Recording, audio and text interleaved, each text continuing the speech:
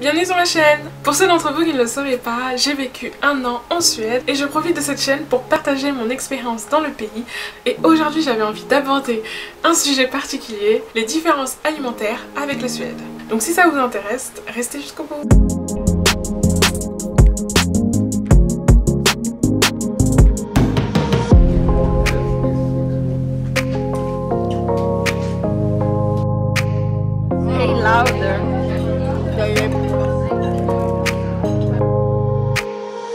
Donc en fait ici je voulais surtout partager avec vous ces choses qui m'ont surpris lors de mon séjour en Suède et qui sont en lien avec les habitudes alimentaires. Ici on va surtout parler du coup de ce que c'est que de faire les courses en Suède et aussi des habitudes alimentaires que j'ai vues auprès d'autres Suédois. Donc sans plus attendre, je vais directement passer au contenu de la vidéo.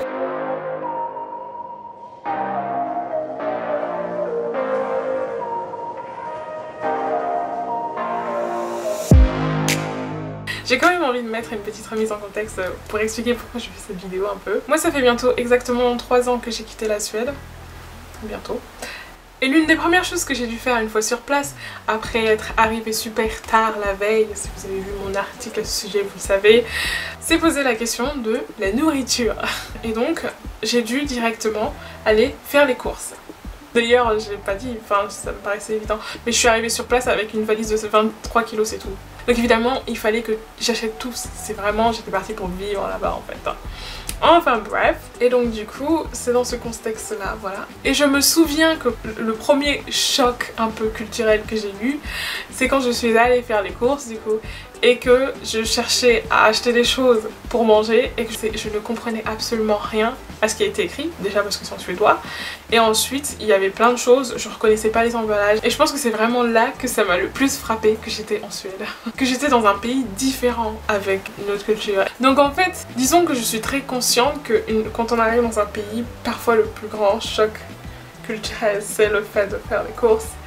Et il y a plein de choses qui étaient tellement différentes que du coup, soit ils m'ont simplement surpris et voilà, soit en fait j'ai mis des mois à me rendre compte que c'était équivalent à ça. Donc je me dis, si avec cette vidéo je peux aider d'autres qui vont aller en Suède et du coup ils n'auront pas à être surpris par rapport à ça, bah tant mieux.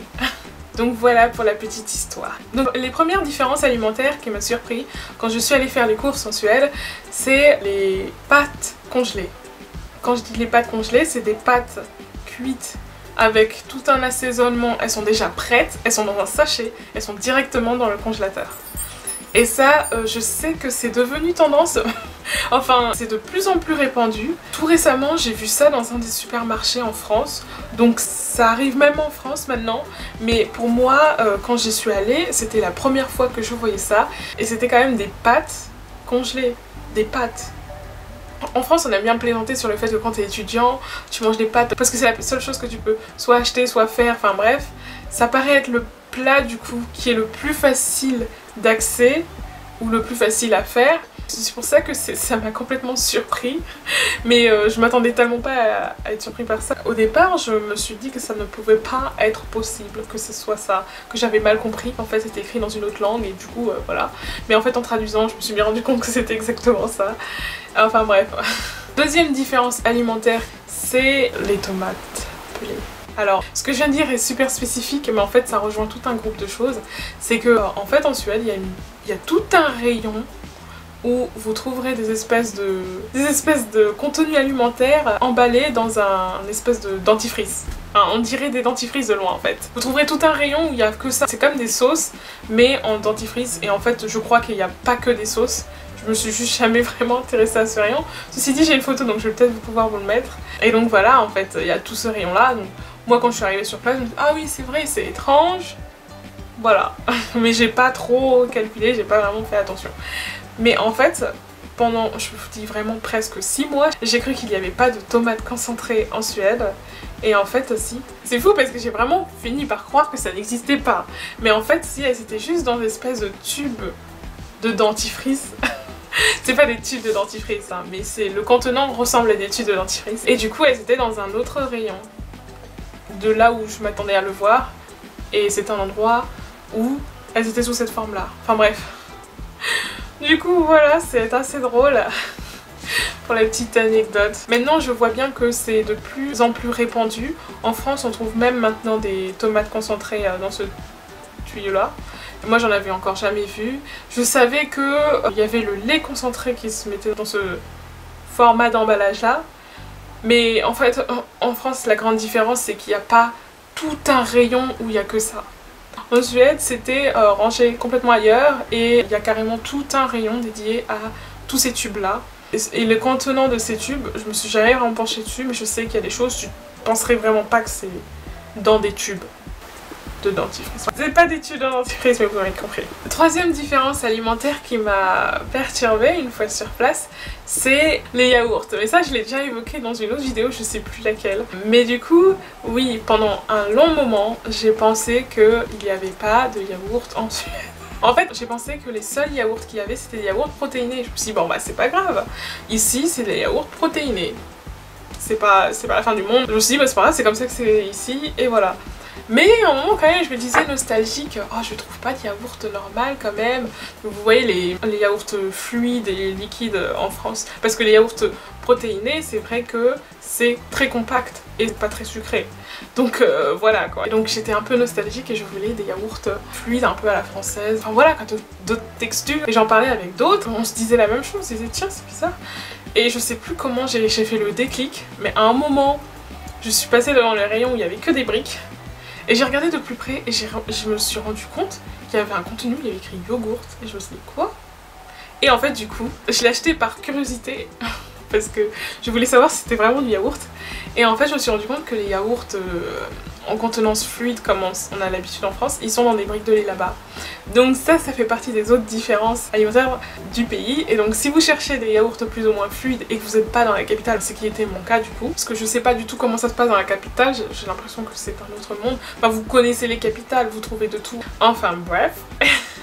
Donc si c'est votre cas, je vous suggère de regarder dans les rayons de briques où il y a souvent des briques de lait et vous trouverez votre bonheur. Quatrième différence alimentaire en Suède, c'est les gâteaux salés. Alors ça doit bien exister en France j'imagine, mais absolument pas de la manière dont vous pensez. Je vais vous insérer une image ici et vous verrez ce que je veux dire. Mais du coup oui, ce qui m'a surprise, c'est quand un jour je me baladais dans une des plus grandes surfaces de supermarché de ma vie en Suède, c'était donc à Umeå dans le nord de la Suède, bref. Et donc c'est là où on trouve plus de choses.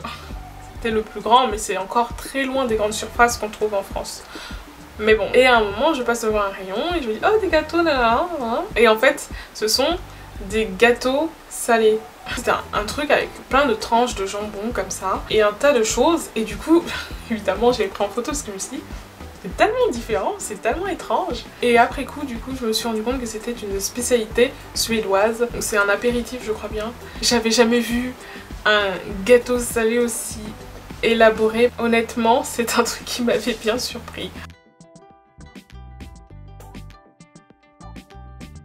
Voilà pour ceux qui se demandent si ça peut vous donner un aperçu des différences alimentaires qu'il peut y avoir. Une autre chose qui m'a surprise, c'est vrai, en fait ça m'a surpris sur le coup mais après je suis passée à autre chose du coup, c'est que en réfléchissant à cette liste que je l'ai eu en tête, mais c'est les œufs blancs. En fait, en Suède, les œufs sont tout simplement blancs. On se dit juste c'est des œufs. Mais c'est vrai que en y repensant et du coup lors de mon retour en France, là je me suis dit ah oui c'est vrai, les œufs ça a cette couleur aussi. Parce que j'avais tellement pris l'habitude des œufs blancs en Suède. Quand je parle des œufs, évidemment je parle des œufs de poule. Et c'était assez drôle du coup de voir que c'était ça qui était commercialisé. Et aussi c'était intéressant de voir que c'était un truc très culturel un peu parce que en France on a décidé de commercialiser surtout ce type d'œufs. Mais en fait ce sont tous des œufs. Maintenant on va parler des espèces d'habitudes alimentaires. Ah, donc une autre chose aussi, c'est la manie de mettre un tas de choses au-dessus d'une pizza. En fait si vous avez vu ma vidéo sur mon appartement étudiant en Suède, vous savez à peu près comment ça fonctionne les systèmes d'appartement étudiant en Suède. Et du coup on partageait des espaces avec d'autres personnes. Et parmi eux il y avait bien sûr des Suédois. Et donc on avait parfois pour habitude de se croiser en cuisine etc. Et une habitude que eux ils avaient, c'était de mettre sur leur pizza un tas de choses comme de la salade, des œufs, parfois même des pâtes au-dessus de leur pizza. et de laisser le tout chauffer au four et de le ressortir. Et c'était complètement perturbant. Et donc voilà, ça fait partie de ces habitudes et c'est en discutant avec eux on s'est rendu compte que c'est aussi une autre approche de manger la nourriture. C'est pas tout le monde qui fait ça, mais c'est vrai que ça fait partie d'une manie que j'ai vue tellement de fois auprès de Suédois et c'est vrai qu'eux-mêmes m'ont dit « Ouais, nous on aime bien manger comme ça ». Donc voilà. Je me demande du coup si ça existe dans les restaurants en Suède, ce genre de plat où au-dessus de la pizza, t'as des choses. Plus que le contenu de la pizza. Par exemple des pâtes, de la salade, des œufs. D'ailleurs, si vous trouvez ça dans un restaurant en Suède, ce serait intéressant. Enfin, la dernière grosse différence alimentaire, c'est en lien avec les boissons. Et du coup, ils ont toutes sortes d'eau. Donc en fait, ils ont de l'eau minérale normale, de l'eau minérale avec un goût de cerise, de l'eau minérale avec un goût d'un autre fruit, etc., etc. Enfin, vous voyez toutes ces boissons que vous voyez à Ikea, quand vous mangez à Ikea, eh bien c'est bien un truc classique de la Suède quoi. Et c'est de l'eau extrêmement sucrée parfois. Et pour moi c'est presque plus de l'eau. Et du coup, à mon avis, c'est lié au fait que l'eau du robinet est en fait aussi bonne que l'eau en bouteille.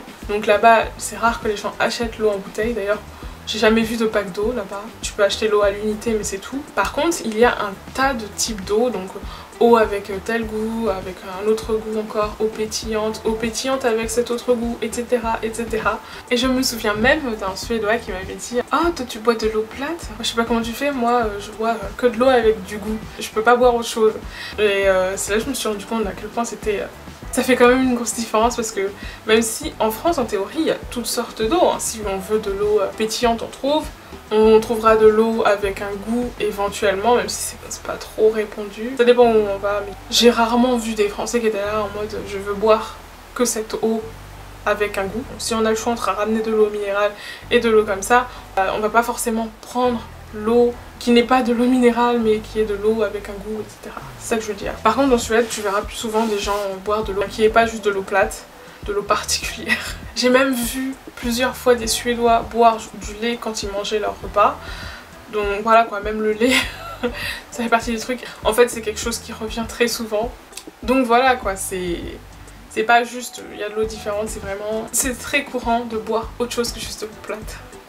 C'est ça que je veux dire. Et ce qui est le plus surprenant, c'est pas forcément qu'on boive autre chose que de l'eau plate, mais qu'on boive aussi de l'eau avec un goût de cerise très sucré. Pour moi, c'est plus de l'eau. Honnêtement, moi j'avais besoin de les diluer tellement ils étaient sucrés, je pouvais pas boire ça.